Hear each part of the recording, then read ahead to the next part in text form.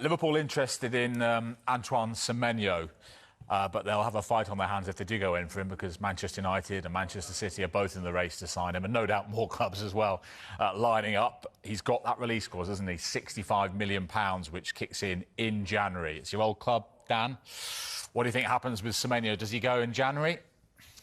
Yeah, the release clause is obviously out there for everyone to hear about. I think every top club in Premier League and in European football probably would like to sign him. How many teams can actually afford the 65 million? I think that's what it's tutored at. Can Liverpool? They obviously splashed out in the summer. I believe they probably can go again. I think if they're going to look to sell Mo Salah in the summer, I would imagine Semenyo would be a direct replacement for him, and he would inject pace and energy back into that squad and probably get them over the line to the Champions League for sure. Wouldn't it cause more of a problem though if he came in and Salah was still there? Yeah, there's that argument as well. I think if that was the case, then the writing's on the wall for Mo Salah probably. It wouldn't be an easy situation for Arne Slot to manage over the next 4 months though. That would be a really difficult thing to do. So yeah, there's also that to look at. Arsenal, they're covered in wide areas. Would there be a case of Trossard leaving, maybe to get one last huge payday in Saudi Arabia for him? Martinelli, could they possibly let him go and probably receive good money?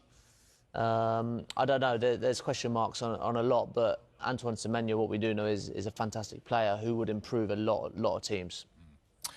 January, we could see him make a move. Another player we'll be keeping a very close eye on all our transfer content is Kobbie Mainoo. Not favoured, it seems, by Ruben Amorim at the moment, Dave.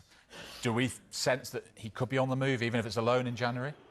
Potentially. I think a lot of former Manchester United players have come out and urged him to look for a move away in this January winter window if he's not going to be given the minutes. He obviously came on the other night against Bournemouth for the last half an hour, and because of Casemiro's yellow card in that game, he could well be starting against Aston Villa this weekend. So that enables him to get minutes under his belt, potentially put himself in the shop window. So interesting that I think we will be talking about Kobbie Mainoo a lot over the next few weeks. And the transfer chat is only good. Right, let's get to Tottenham Hotspur now. It has been a mixed start for Thomas Frank, hasn't it, since he arrived in the summer. I say Carve's with Dan and myself in the studio. Carve, what's the view? Everyone's got an opinion on Frank and the job he's doing at Spurs. What's the view inside the club on how he's getting on? Look, I think there have been lots of changes at Spurs. You know, Daniel Levy went in the summer as well. There's new executives in the club, and they're going to continue backing Thomas Frank. They realise there is no quick fix. You know, players like Harry Kane have gone, Son have gone as well. He's had to contend with a lot of injuries this season. But it is really worrying times for Spurs fans. A lot of Spurs fans I know are feeling disillusioned, disenchanted. When they watch their side, they want to be excited. Even if the side don't always win, they want to see Spurs play like Spurs, and that is not what they're seeing at the moment, especially in games, for instance, big derbies against Chelsea, the North London derby against Arsenal. Even in the old days when Spurs didn't have particularly good sides, when it was a big game like that, their players used to turn up. The players are just not turning up for those kind of big games at the moment. The performances have been limp, timid. There seems to be a disconnect between the players and the supporters as well. And a lot of the supporters I speak to at the moment are saying they're not sure if Thomas Frank is the right man to be the Spurs manager. But the view from inside the club is he is, and he needs to be given more time. What do you think, Dan? From what you've seen so far, is he the right man for Spurs? Look, going off his Premier League achievements and record at Brentford, then yes, he's a fantastic manager. That's why he got the job in the first place.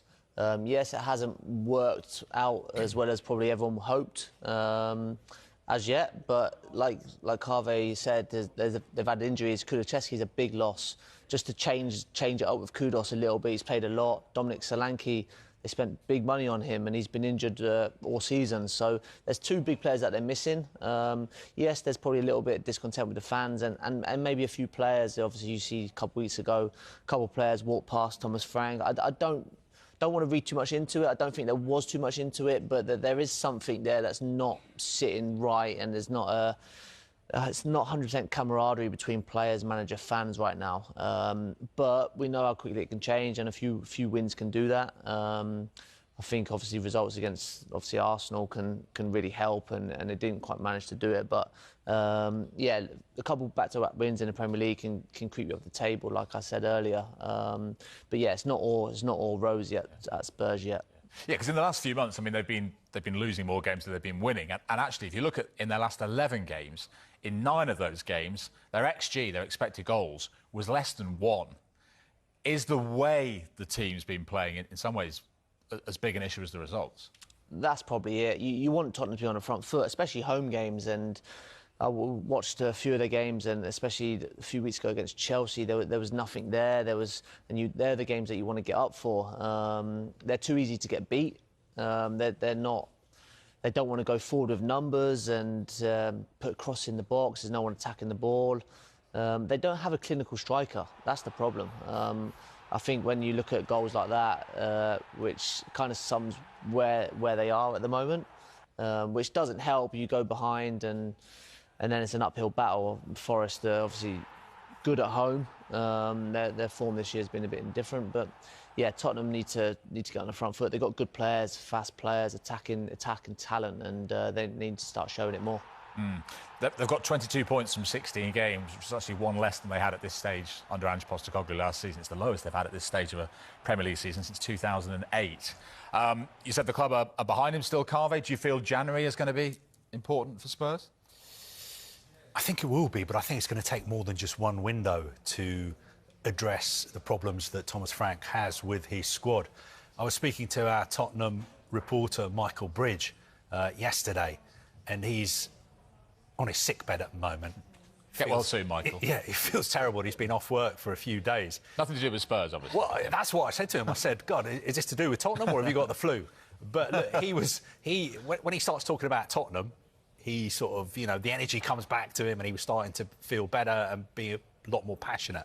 But he was saying to me, look, the problem is, at the end of the day, we've got an average squad. We don't have the kind of players that we used to have in the past. The Klinsmans, the Sheringhams, the Sons or the Kanes. And he also said the big problem is that we missed out on signing Morgan Gibbs-White in the summer. Look what he did to Spurs at the weekend playing for Forest. They also missed out on signing Eberechi Eze. And the big miss for them, I think, this season has been James Maddison, who looks like he's going to be out for the whole season. And another point he made is the situation surrounding the goalkeeper, Vicario, because last January they bought in Kinski. He was supposed to be one for the future. He was supposed to challenge for the #1 spot as well. For whatever reason, Ange Postecoglou and Thomas Frank haven't really trusted him because perhaps he's too young. So do they need to look again at that goalkeeping position? I think if they do, that's one they'll probably address next summer rather than in January. OK. Certainly does. And, I think defensively it was a big result from the weekend against Burnley. Just calmed everything down because they were having a little bit of a bad run. They start looking behind them.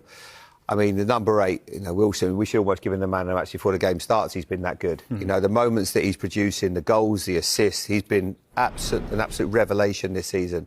So that's an area where, you always feel comfortable. Smith Rowe's been given a lot of game time at the moment. He seems to be preferring him better to Josh King, which is obviously a nice, option to have because you can bring on Josh King as well.